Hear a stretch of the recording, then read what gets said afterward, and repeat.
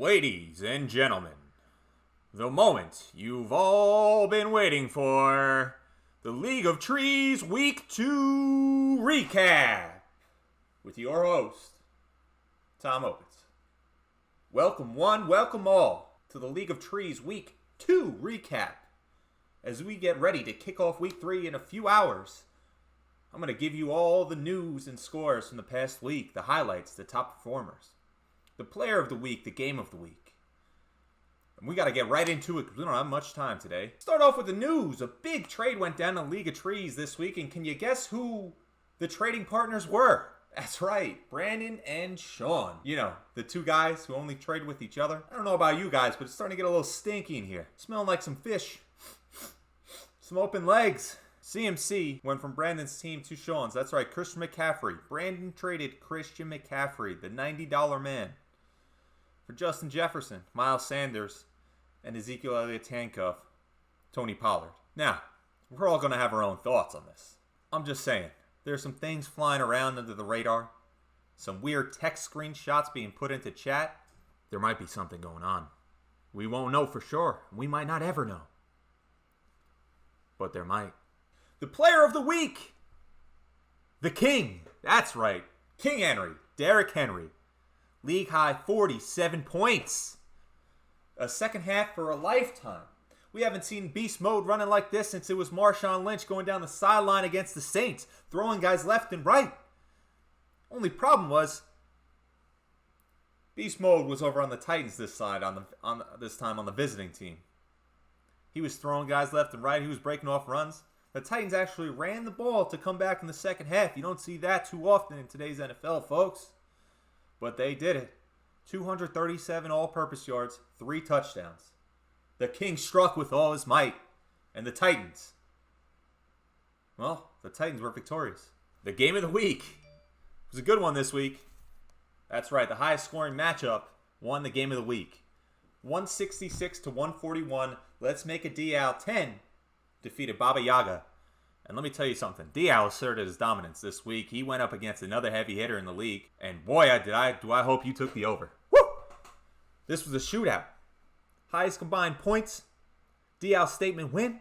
Hey, Aaron Jones. This one might come back. There might be another one. But Aaron Jones dropped a little 40 bomb. 40 points.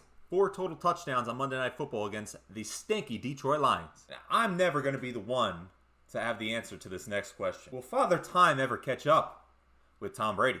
5 total touchdowns against the Falcons down in Tampa Bay. He was dealing. And he doesn't look like he's slowing down at the old age of 44. The Bucs, an early Super Bowl favorite. Will they go back-to-back? Can Tom do it? Again. Let's move on to the first matchup we're going to discuss here.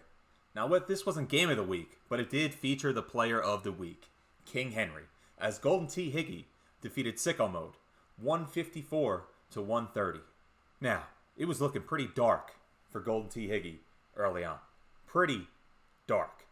Looked like he was going to take a second loss in a low-scoring affair. But boy, oh boy, was that second half of the Seattle game pretty crazy. Derrick Henry brought the Titans back and brought Golden T. Higgy back.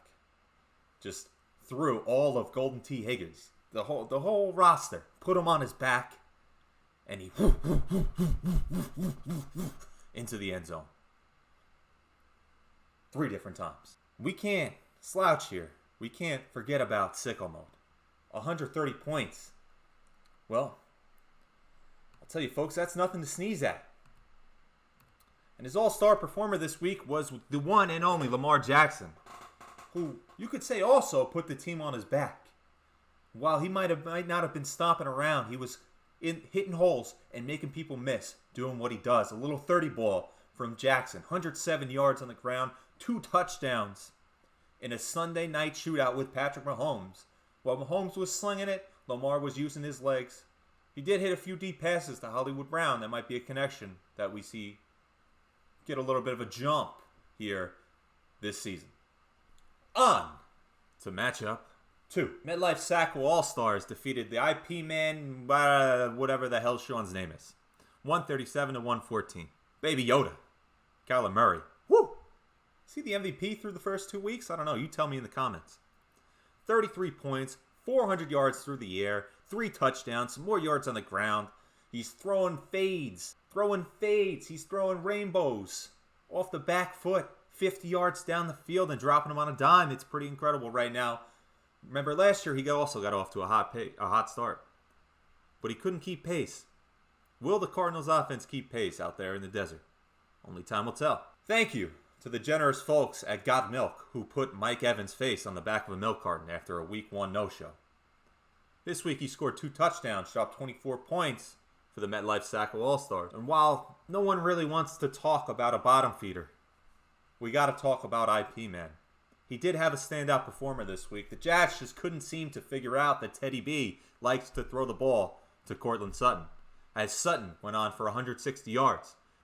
On to the next. My favorite, Fox Like Socks, moves to 2-0 as he defeats Fox's Elephant Dig. It's like a trunk. 126 to 100. Let's talk about something. This Mike Williams and Justin Herbert love affair continues to be a problem. Mike Williams looks like the number 1 guy over in LA, as Keenan Allen is racking up yards, but Mike Williams is the one who's scoring the deep touchdowns. 22 points in this one. Kelsey continues to roll. He drops a 24. Just seems to be every week, week in, week out for years. We already know the story. He's on Fox's roster, and he's rolling them over. And on the losing side of this, while it was a poor performance by a bottom feeder with only 100 points, there was one lone bright spot. On Monday night, Aaron Rodgers bounced back with a 4-touchdown performance. Now, that may not be enough to elevate Fox's Elephant Dig into the playoff picture, but it may keep him from winning Sacco. We'll see at the end of the year if he is in fact the worst team in the league. On to the next. Matchup number 4. Tua. Congrats, Adamo. We're all proud of you, bro. Good shit. You found the woman of your dreams. Congratulations. But on Sunday, you got your ass stuffed. 138 to 98. Not quite sure what happened here after the hot start. The second highest point scored on the week in week 1. Team dropped an egg. Now it happens, but 98 is pretty low. That's a pretty big gap. Maybe we'll see it even out next week. The best part of waking up is Stafford in your cup. The Breakfast Club, man. Stafford loves Cooper Kupp, and it doesn't look like it's slowing down. The Rams offense is showtime in LA. Kupp had another 36 points in this one. And that's not all from the Ass Stuffers wide receiver core, as DJ Moore and Sam Darnold got a little thing going out. Hey, DJ, watch out. Don't let him kiss you. He's got mono. 22 points as he continues his hot start. There is a bright spot in the 98-point performance from Tua Infinity.